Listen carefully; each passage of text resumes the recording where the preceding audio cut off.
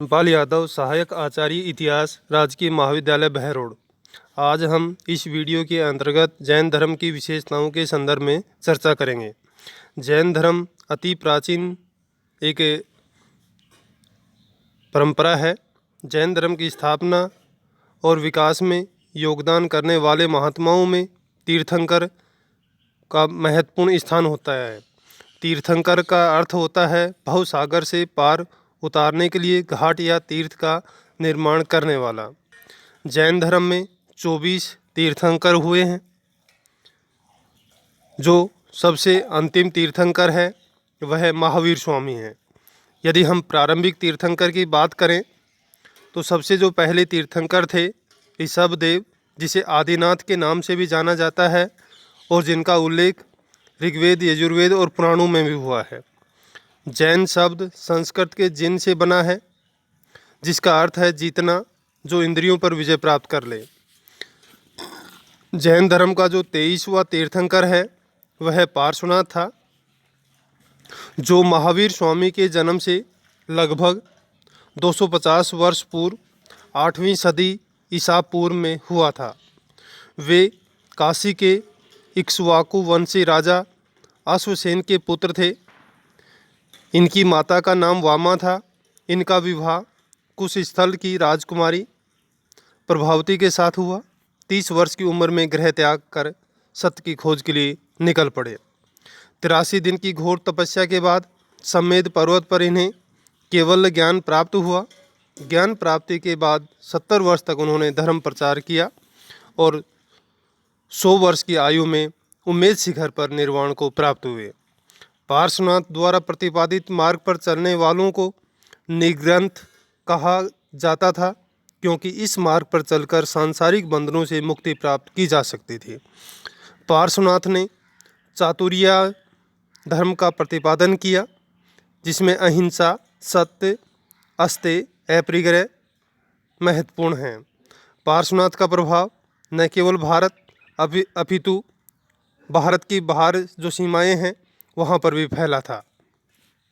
चीनी यात्री हेनसांग ने उन प्रदेशों की, जैसे अफगानिस्तान वगैरह की यात्रा भी की थी, जहाँ निग्रंथ मुनियों को देखने का उल्लेख उसने किया है।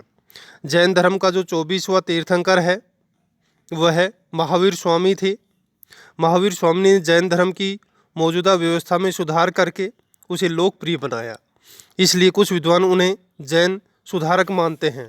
महावीर स्वामी का जन्म 599 ईसा पूर्व वैशाली के निकट कुंडग्राम में ज्ञात्रक क्षत्रिय कुल में हुआ था। पिता का नाम सिद्धार्थ व माता का नाम त्रिशला था, जो वैशाली के राजा चेटक की बहन थी। इनका पालन पोषण राजसी वातावरण में बड़े लाड प्यार से हुआ था। महावीर स्वामी 30 वर्ष तक परिवार के साथ ही रहे, लेकिन माता पिता की मृत्यु के बाद अपने भाई नंदीवर्धन से अनुमति लेकर गृह त्याग दिया। प्रारंभ में 13 महीने तक वस्त्र धारण किए, बाद में वस्त्रों को भी त्याग दिया। 12 वर्षों तक कठोर तपस्या तथा साधना के पश्चात ऋजुपालिका ग्राम के पास ऋजुपालिका नदी के तट पर साल के वृक्ष के नीचे उन्हें सर्वोच्च ज्ञान, जिसे केवल भी कहा जाता है, की प्राप्ति हुई। इसी कारण इन्हें केवलिन भी कहा जाता है। ज्ञान प्राप्ति के पश्चात अपनी इंद्रियों को जीतने के कारण जिन एवं अपनी साधना में अतुल पराक्रम दिखाने के कारण महावीर कहलाए। ज्ञान प्राप्ति के पश्चात महावीर ने अपने सिद्धांतों का प्रचार किया। सिद्धांतों के प्रचार के लिए वर्ष में 8 महीने भ्रमण करते तथा वर्षा ऋतु के 4 महीने किसी एक स्थान पर चातुर्य मास करते। 527 ईसा पूर्व में, कुछ विद्वानों के अनुसार 468 ईसा पूर्व में, लगभग 72 वर्ष की आयु में राजगृह के पास पावापुरी में 2 दिन तक लगातार प्रवचन के पश्चात इन्होंने शरीर त्याग दिया। इनकी मृत्यु के बाद जैन धर्म का व्यापक प्रचार प्रसार हुआ। जैन धर्म की जो प्रमुख शिक्षाएं हैं वो इस प्रकार हैं। जैन धर्म की शिक्षाओं की जानकारी जैन धर्म ग्रंथों आगम साहित्य से मिलती है। पार्श्वनाथ ने भिक्षुओं के लिए 4 व्रतों का विधान किया था: अहिंसा, सत्य, अस्तेय, अपरिग्रह। महावीर स्वामी ने ब्रह्मचर्य को जोड़कर पंच महावर्त धर्म का प्रतिपादन किया, जिसमें अहिंसा यह जैन धर्म का प्रमुख सिद्धांत है, जिसमें सभी प्रकार की हिंसा का निषेध किया गया है। मन, वचन और कर्म से किसी के प्रति अहित की भावना न रखना ही वास्तविक अहिंसा है। लेकिन सांसारिक मनुष्यों के लिए संयमपूर्ण जीवन व्यवहार का निर्देश दिया गया है।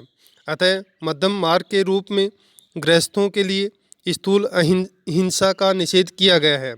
स्थूल अहिंसा से तात्पर्य है किसी निरपराध प्राणी की हिंसा नहीं करना। पंच महावर्त में दूसरा जो सिद्धांत है वह है सत्य। महावीर स्वामी ने सत्य वचन पर जोर दिया। उनका कहना था कि बिना सत्य भाषण के अहिंसा का पालन संभव नहीं है। प्रत्येक भाषण को प्रत्येक परिस्थिति में सत्य बोलना चाहिए। प्रत्येक मनुष्य को प्रत्येक परिस्थिति में सत्य बोलना चाहिए। हंसी और भय से भी झूठ नहीं बोलना चाहिए। तीसरा सिद्धांत अस्तेय। इसका अर्थ है चोरी नहीं करना। इसका व्यापक अर्थ है कि बिना अनुमति के किसी की भी वस्तु को नहीं लेना और न ही वस्तु लेने की इच्छा रखना। बिना गृह स्वामी की आज्ञा के घर में प्रवेश न करें, न ही निवास करें। गृह स्वामी की आज्ञा के बिना किसी वस्तु का उपयोग भी नहीं करें।